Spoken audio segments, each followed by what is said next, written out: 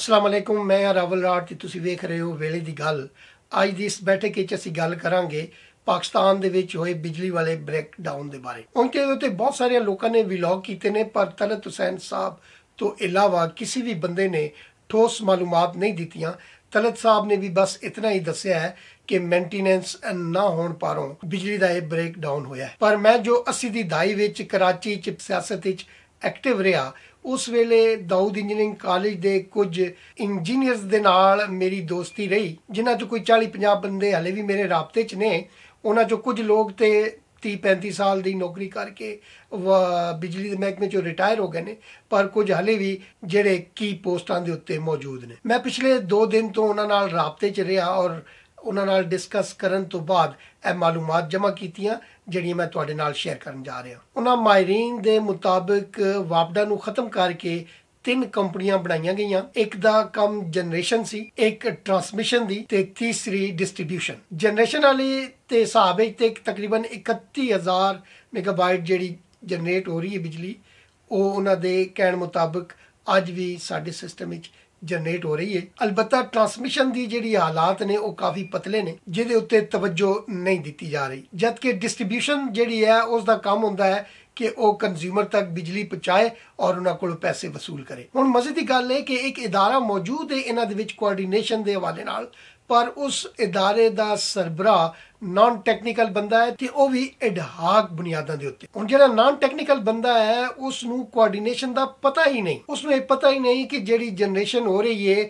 ਉਸ ਨੂੰ ਜਿਹੜੀ ਟਰਾਂਸਮਿਸ਼ਨ ਰਾਹੀਂ ਡਿਸਟ੍ਰੀਬਿਊਟ ਕੀਤਾ ਜਾ ਰਿਹਾ ਹੈ ਡਿਸਟ੍ਰੀਬਿਊਟਰ ਤੱਕ, ਉਸ ਦੇ ਦਰਮਿਆਨ ਜਿਤਨੇ ਵੀ ਟੈਕਨੀਕਲ ਕੰਮ ਨੇ ਉਹ ਕਿਸ ਤਰ੍ਹਾਂ ਹੋਣਗੇ। ਇਸ ਨੂੰ ਮੈਂ ਤੁਹਾਨੂੰ ਇੱਕ ਝਟਕੇ ਅੰਦਾਜ਼ ਵਿੱਚ ਸਮਝਾਉਂਦਾ ਵਾਂ ਕਿ ਇੱਕ ਧਾਗੇ ਦੀ ਰੀਲ ਹੈ ਜਿਹਦੇ ਉੱਤੋਂ ਧਾਗਾ ਲਾ ਕੇ ਗੁੱਛਾ ਬਣਾ ਦਿੱਤਾ ਗਿਆ ਹੈ ਔਰ ਉਹ ਗੁੱਛਾ ਇੱਕ ਟੇਲਰ ਮਾਸਟਰ ਨੂੰ ਦੇ ਕੇ ਆਖਿਆ ਗਿਆ ਕਿ ਇਹ ਧਾਗਾ ਹੀ ਤੇ ਇਹਦੇ ਨਾਲ ਮੇਰੇ ਕੱਪੜਿਆਂ ਦਾ ਜੋੜਾ ਸੀਟ ਦੇ, ਅੱਧੇ ਘੰਟੇ ਦੇ ਵਿੱਚ ਤੂੰ ਜੋੜਾ ਸੀਟ ਦੇਣਾ ਹੈ। ਜਦੋਂ ਕਿ ਧਾਗੇ ਦੀ ਇਹ ਹਾਲਤ ਹੈ ਕਿ ਉਸ ਦੇ ਗੁੰਝਲ ਕੱਢਣ ਲੱਗਿਆਂ ਉਸ ਧਾਗੇ ਦੇ 1000 ਟੁਕੜੇ ਹੋ ਜਾਣ ਔਰ ਫਿਰ ਉਸ ਨੂੰ ਸਿੱਧ ਪੱਧਰਾ ਕਰਨ ਤੇ ਪੂਰੀ ਤਿਆਰ ਲੱਗ ਜਾਏ। ਤੇ ਫਿਰ ਜਦੋਂ ਗਾਹਕ ਆਵੇ ਆਪਣੇ ਕੱਪੜੇ ਲੈਣ ਤੇ ਉਹ ਦਰਜ਼ੀ ਨੂੰ ਪੁੱਛਿਆ ਬਿਨਾ ਕੁੱਟਣਾ ਸ਼ੁਰੂ ਕਰ ਦੇਵੇ ਕਿ ਤੂੰ ਸਾਰੀ ਤਿਆੜ ਗੁਜ਼ਰ ਗਈ ਹੈ ਔਰ ਹਲੇ ਤੱਕ ਮੇਰਾ ਜੋੜਾ ਕਟਿਆ ਵੀ ਨਹੀਂ, ਅੱਧੇ ਘੰਟੇ ਦਾ ਕੰਮ ਤੂੰ ਮੁਕਾਇਆ ਹੀ ਨਹੀਂ। ਤੇ ਮਜ਼ੇ ਦੀ ਗੱਲ ਹੈ ਕਿ ਉਹ ਦਰਜ਼ੀ ਦੀ ਅੱਗੋਂ ਗੱਲ ਹੀ ਨਾ ਸੁਣੇ, ਉਸ ਵਿਚਾਰੇ ਨੂੰ ਬੋਲਣ ਹੀ ਨਾ ਦੇ। ਇਹ ਹਾਲ ਸਾਡੀ ਬਿਜਲੀ ਦੇ ਮਹਿਕਮੇ ਦਾ ਹੈ। ਇਹ ਤੇ ਗੱਲ ਸੀ ਲਾਈਟਰ ਮੂਡ ਦੇ ਵਿੱਚ। ਹੁਣ ਇਸ ਮਸਲੇ ਨੂੰ ਸਮਝਣ ਵਾਸਤੇ ਹਕੀਕਤ ਵੱਲ ਆਉਂਦੇ ਹਾਂ। ਇੱਕ ਇਦਾਰਾ ਹੈ NTDC, ਜਿਸ ਦਾ ਹਕੂਮਤ ਨੇ ਹਾਲੀ ਤੱਕ ਕੋਈ ਮੁਸਤਕਿਲ ਬੁਨਿਆਦ ਤੇ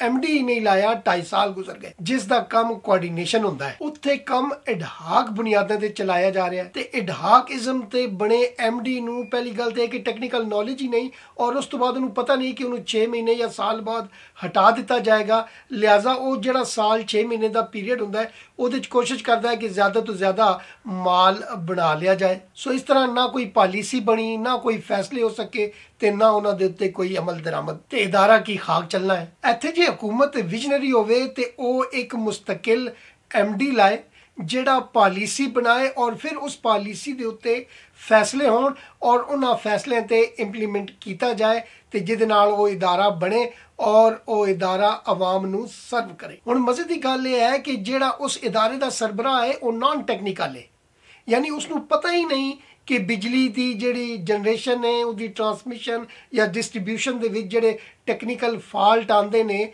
ਜਾਂ ਉਸ ਹਵਾਲੇ ਨਾਲ ਜਿਹੜੀਆਂ ਰੁਕਾਵਟਾਂ ਦਰਪੇਸ਼ ਹੁੰਦੀਆਂ ਨੇ ਉਹਨਾਂ ਦੇ ਬਾਰੇ 'ਚ ਉਸ ਨੂੰ ਕੋਈ ਨੌਲੇਜ ਹੀ ਨਹੀਂ। ਹੋਣਾ ਤੇ ਇਹ ਚਾਹੀਦਾ ਹੈ ਕਿ ਉਸ ਇਦਾਰੇ ਦਾ ਸਰਬਰਾਹ ਇੱਕ ਇੰਜੀਨੀਅਰ ਨੂੰ ਹੋਣਾ ਚਾਹੀਦਾ ਜਿਹੜਾ ਜਨਰੇਸ਼ਨ ਤੋਂ ਲੈ ਕੇ ਟਰਾਂਸਮਿਸ਼ਨ ਤੇ ਡਿਸਟ੍ਰੀਬਿਊਸ਼ਨ ਤੱਕ ਦੇ ਸਾਰੇ ਸਿਸਟਮ ਨੂੰ ਸਮਝਦਾ ਹੈ ਕਿ ਕਿੱਥੇ ਕਦੋਂ ਕਿਹੜਾ ਫਾਲਟ ਜਨਰੇਟ ਹੋ ਸਕਦਾ ਹੈ ਤੇ ਉਸ ਫਾਲਟ ਨੂੰ ਰੋਕਣ ਵਾਸਤੇ ਕਿਤਨਾ ਅਰਸਾ ਪਹਿਲੇ ਕਿਸ ਤਰ੍ਹਾਂ ਦੀ ਪਾਲਿਸੀ ਮੁਰਤਬ ਕਰਨੀ ਹੈ ਤਾਂ ਕਿ ਉਸ ਦੇ ਉੱਤੇ ਫੈਸਲਾ ਕਰਕੇ ਉਸ ਫਾਲਟ ਨੂੰ ਡਿਟੈਕਟ ਹੋਣ ਤੋਂ ਪਹਿਲਾਂ ਦਰੁਸਤ ਕਰ ਦਿੱਤਾ ਜਾਏ। ਪਰ ਮੇਰੇ ਵਤਨ ਦੇ ਵਿੱਚ ਇੰਜੀਨੀਅਰ ਨੂੰ 20ਵੀਂ ਗ੍ਰੇਡ ਤੋਂ ਉੱਤੇ ਪ੍ਰਮੋਟ ਹੀ ਨਹੀਂ ਕੀਤਾ ਜਾਂਦਾ। ਇਸ ਦਾ ਨੁਕਸਾਨ ਕੀ ਹੈ ਕਿ ਸਾਰੀਆਂ ਕੰਪਨੀਆਂ ਦੇ ਸਰਬਰਾਹ ਸਿਵਲ ਬਿਊਰੋਕਰੇਟ ਹੁੰਦੇ ਨੇ ਜਾਂ ਫਿਰ ਕਿਸੇ ਰਿਟਾਇਰਡ ਹੋਣ ਵਾਲੇ ਜਰਨੈਲ ਨੂੰ ਉੱਥੇ ਬਿਠਾ ਦਿੱਤਾ ਜਾਂਦਾ ਹੈ। ਪਾਲਿਸੀ ਉਹ ਸਿਵਲ ਬਿਊਰੋਕਰੇਟ ਬਣਾਉਂਦਾ ਹੈ ਜਿਸ ਨੂੰ ਟੈਕਨੀਕਲ ਨੌਲੇਜ ਹੈ ਹੀ ਨਹੀਂ, ਤੇ ਜਾਂ ਉਹ ਜਰਨੈਲ ਬਣਾਉਂਦਾ ਹੈ ਜਿਸ ਨੇ ਸਾਰੀ ਜ਼ਿੰਦਗੀ ਬੰਦੂਕਾਂ ਸਾਫ਼ ਕੀਤੀਆਂ ਤੇ ਚਲਾਈਆਂ ਹੁੰਦੀਆਂ ਨੇ ਔਰ ਉਹ ਹੁੰਦੇ ਵੀ ਵਕਤੀ ਤੌਰ ਤੇ ਨੇ। ਉਹਨਾਂ ਦੀ ਪਾਲਿਸੀ ਮਾਲ ਬਣਾਉਣ ਵਾਲੀ ਹੁੰਦੀ ਹੈ ਔਰ ਮਾਲ ਬਣਾ ਕੇ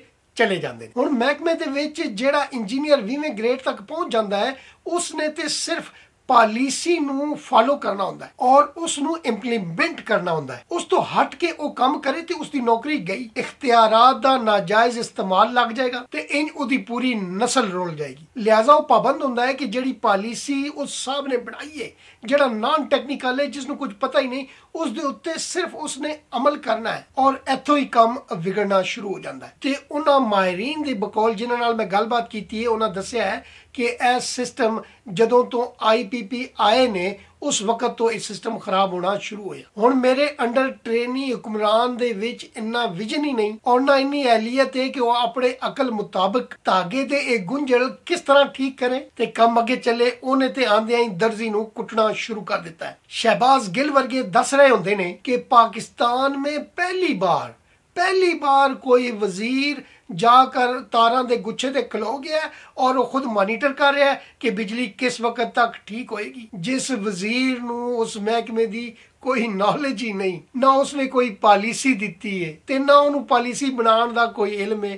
अंडर ट्रेनिंग लोगों ਨੂੰ ਰੱਬ ਦੇ ਬੰਦੇ ਹੋ ਤੁਸੀਂ, ਕਮ ਜ਼ ਕਮ ਸਾਰੀਆਂ ਕੰਪਨੀਆਂ ਦੇ ਵਿੱਚ ਮੁਸਤਕਿਲ ਬੁਨਿਆਦਾਂ ਦੇ ਉੱਤੇ MD ਲਾਓ ਤੇ ਕਾਨੂੰਨ ਤਬਦੀਲ ਕਰੋ ਕਿ ਉਹਨਾਂ ਕੰਪਨੀਆਂ ਦੇ MD ਜਿਹੜੇ ਨੇ ਉਹੀ ਇੰਜੀਨੀਅਰ ਜਿਹੜੇ ਸਾਰੀ ਜ਼ਿੰਦਗੀ ਉਹਨਾਂ ਮਹਿਕਮੇ 'ਚ ਲਾ ਕੇ 20ਵੇਂ ਗ੍ਰੇਡ ਤੱਕ ਜਾਂਦੇ ਨੇ, ਉਹਨਾਂ ਨੂੰ ਪ੍ਰਮੋਟ ਕਰਕੇ MD ਬਣਾਓ ਤਾਂ ਕਿ ਉਹ ਆਪਣੇ ਥੱਲੇ ਮੌਜੂਦ ਸਾਰੇ ਸਿਸਟਮ ਨੂੰ ਸਮਝਦੇ ਨੇ ਕਿ ਉਸ ਸਿਸਟਮ ਦੇ ਵਿੱਚ ਕਿਤੇ ਕਿਤੇ ਕਿਹੜੇ ਫਾਲਟ ਨੇ ਔਰ ਕੀ ਕਮਜ਼ੋਰੀਆਂ ਨੇ ਔਰ ਉਹਨਾਂ ਨੂੰ ਕਿਸ ਤਰ੍ਹਾਂ ਦੂਰ ਕੀਤਾ ਜਾ ਸਕਦਾ। ਜੇ ਤੁਸੀਂ ਫੌਜ ਵਿੱਚ ਕਿਸੇ ਸਿਵਲੀਅਨ ਬਿਊਰੋਕਰੇਟ ਨੂੰ ਚੀਫ ਆਫ ਆਰਮੀ ਸਟਾਫ ਲਾ ਦਿਓਗੇ ਤੇ ਉਸ ਫੌਜ ਨੇ ਕੀ ਖਾਕ ਜੰਗ ਜਿੱਤਣੀ ਹੈ, ਜਾਂ ਕਿਸੇ ਰਿਟਾਇਰਡ ਜਰਨੈਲ ਨੂੰ ਬਿਜਲੀ ਦੇ ਮਹਿਕਮੇ ਦਾ ਸਰਬਰਾਹ ਲਾ ਦਿਓਗੇ ਤੇ ਉਸ ਨੂੰ ਕੀ ਖਾਕ ਪਤਾ ਹੈ ਕਿ ਬਿਜਲੀ ਕਿਸ ਤਰ੍ਹਾਂ ਬਣਦੀ ਹੈ, ਕਿਸ ਤਰ੍ਹਾਂ ਟਰਾਂਸਮਿਟ ਹੁੰਦੀ ਹੈ, ਕਿਸ ਤਰ੍ਹਾਂ ਡਿਸਟ੍ਰੀਬਿਊਸ਼ਨ ਕੀਤੀ ਜਾਂਦੀ ਹੈ। ਐਸੇ ਕਰਕੇ ਮੇਰੇ ਮੁਲਕ ਦਾ ਆਵੇ ਦਾ ਆਵਾ ਵਿਗੜਿਆ ਹੋਇਆ। ਜਿਨ੍ਹਾਂ ਦਾ ਕੰਮ ਮੁਲਕ ਦੀ ਹਿਫਾਜ਼ਤ ਕਰਨਾ ਹੈ ਉਹ ਮੁਲਕ ਦੇ ਵਿੱਚ ਸਿਆਸਤ ਕਰ ਰਹੇ ਨੇ ਤੇ ਜਿਨ੍ਹਾਂ ਦਾ ਕੰਮ ਸਿਆਸਤ ਕਰਨਾ ਹੈ ਉਹ ਸੜਕਾਂ ਤੇ ਰੁਲ ਰਹੇ ਨੇ ਤੇ ਜਿਨ੍ਹਾਂ ਦਾ ਕੰਮ ਬਿਜਲੀ ਦਾ ਮਹਿਕਮਾ ਚਲਾਉਣਾ ਹੈ ਉਹ ਨਾਨ ਟੈਕਨੀਕਲ ਲੋਕਾਂ ਦੀਆਂ ਬਣਾਈਆਂ ਹੋਈਆਂ ਪਾਲਿਸੀਆਂ ਨੂੰ